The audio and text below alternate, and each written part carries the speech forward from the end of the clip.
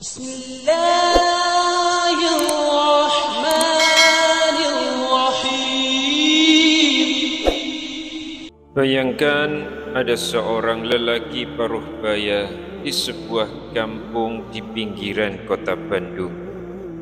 Sejak muda ia dikenal sebagai orang yang sangat rajin beribadah.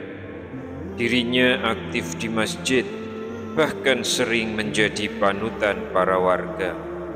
Pada suatu hari, ia menemukan sebuah wirid yang katanya wirid tersebut diamalkan oleh Rasulullah SAW dan diwariskan oleh seorang ustadz yang sangat terkenal di media sosial. Ia pun kemudian mengajarkannya pada anak-anaknya, tetangganya, dan jamaah di masjid. Puluhan tahun ia membaca wirid itu setiap selesai sholat. Namun menjelang akhir hayatnya, seorang muridnya yang baru pulang dari pesantren mengatakan, "Pak, wirid itu sebetulnya tidak pernah diajarkan oleh Rasulullah. Wirid itu tidak ada di dalam hadis yang sahih." Mendengar itu, wajah lelaki itu pucat, bibirnya bergetar. Ia terdiam lama dan dalam hati bertanya, apakah selama ini aku telah berdusta atas nama Rasulullah? Pertanyaannya, jika itu terjadi pada diri kita, apakah kita sudah siap menanggung resikonya? Bismillahirrahmanirrahim. Assalamualaikum warahmatullahi wabarakatuh. Syukur alhamdulillah kita masih dipertemukan kembali di channel ini.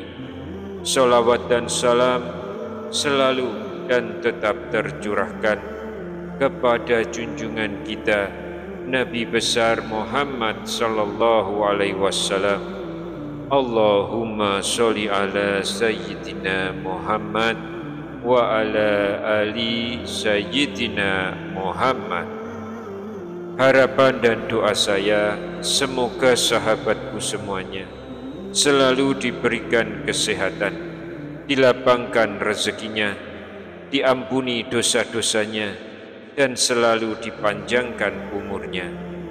Dan sempatkanlah menuliskan sholawat di kolom komentar.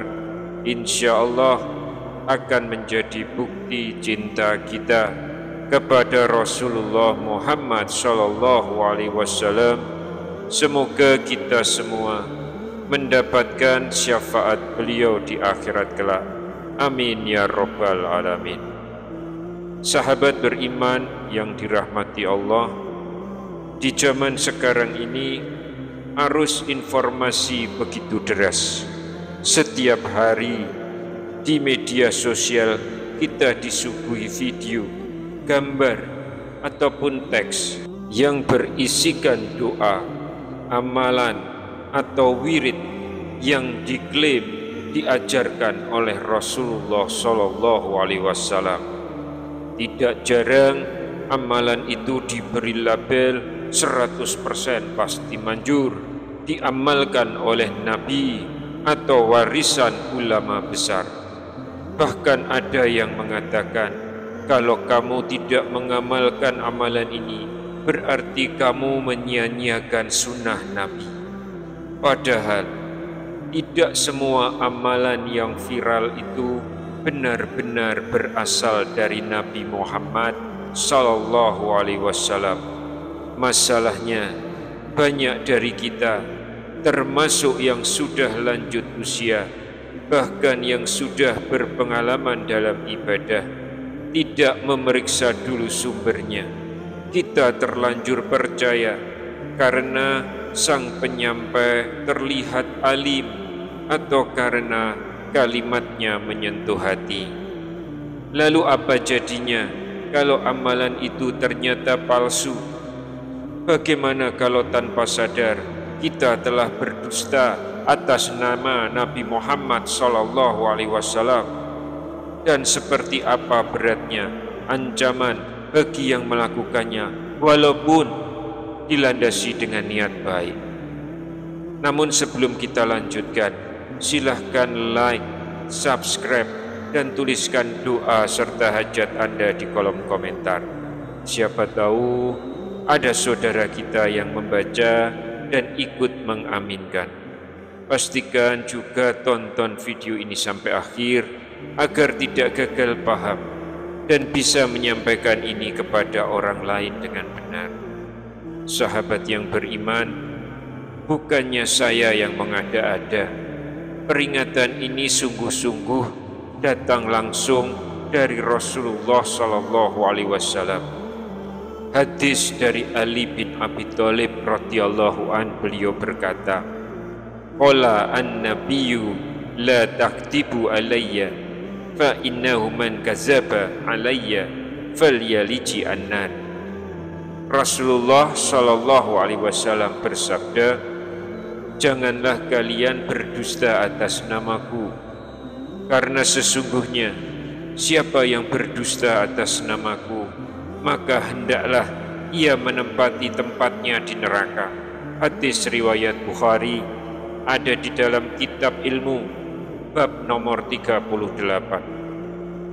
Begitu pula dari Abu Hurairah radhiyallahu an, Rasulullah SAW bersabda, "Man kazaba alayya muta'ammidan falyatabawwa maq'adahu minan nar." Siapa yang berdusta atas namaku dengan sengaja, maka hendaklah ia menempati tempat duduknya di neraka. Ini juga ada di dalam hadis riwayat Bukhari di dalam kitab ilmu bab nomor 38. Perhatikan, ancaman ini sangatlah tegas. Rasulullah SAW tidak mengatakan dosa besar, tapi langsung mengatakan neraka. Sahabat yang beriman, sekarang berdusta atas Nabi SAW tidak selalu berarti kita sengaja memalsukan sebuah hadis.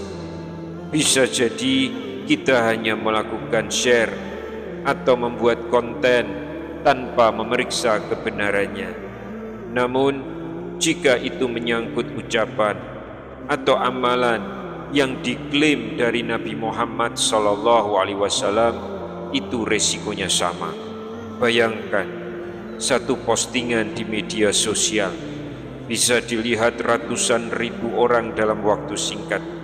Kalau isinya keliru, berarti kita telah menjadi perantara kebohongan yang menyebar luas, dan dosa itu akan terus mengalir meski kita sudah meninggal. Tidak semua amalan baru itu salah. Memang ada amalan sunnah yang sahih dari Nabi Muhammad SAW. Ada pula amalan mubah yang dibolehkan selama tidak mengklaim bahwa itu amalan dari Nabi Muhammad. Tapi kalau sebuah doa atau wirid dikatakan ini dari Rasulullah, padahal tidak ada dalil sahihnya, itulah yang masuk dalam kategori dusta atas nama Nabi. Lantas bagaimana sikap kita untuk menyikapi hal yang seperti ini? Apa yang harus kita lakukan? Yang pertama, periksa sumbernya sebelum mengamalkan ataupun menyebarkan. Yang kedua, selalu merujuk kepada Al-Quran, hadis sahih, dan penjelasan ulama yang terpercaya. Yang ketiga, kalau ragu lebih baik diam daripada salah. Rasulullah SAW bersabda, "Tinggalkan yang meragukanmu kepada yang tidak meragukanmu." Hadis riwayat Tirmizi nomor 2518, dan hadis ini memiliki derajat hasan sahih. Oleh karena itulah, bagi yang membuat konten dakwah, beban ini menjadi lebih besar, karena setiap kata, setiap gambar, dan setiap amalan yang kita sebarkan akan dimintai pertanggungjawabannya. Jangan hanya mengejar views ataupun viral, tapi abai terhadap kebenaran sumbernya. Sahabatku, satu ucapan dari kita bisa menjadi sebab masuknya orang ke surga atau ke neraka.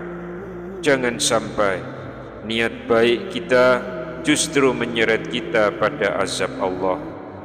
Dan jika pembahasan ini bermanfaat, sampaikanlah kepada orang lain, karena bisa jadi dari tanganmu Allah akan selamatkan banyak orang dari dosa berdusta atas nama Rasulullah sallallahu alaihi wasallam. Semoga Allah menjadikan kita hamba yang amanah dalam menjaga sunnah nabinya. Amin ya rabbal alamin. Wallahu a'lam bishawab. Wassalamualaikum warahmatullahi wabarakatuh.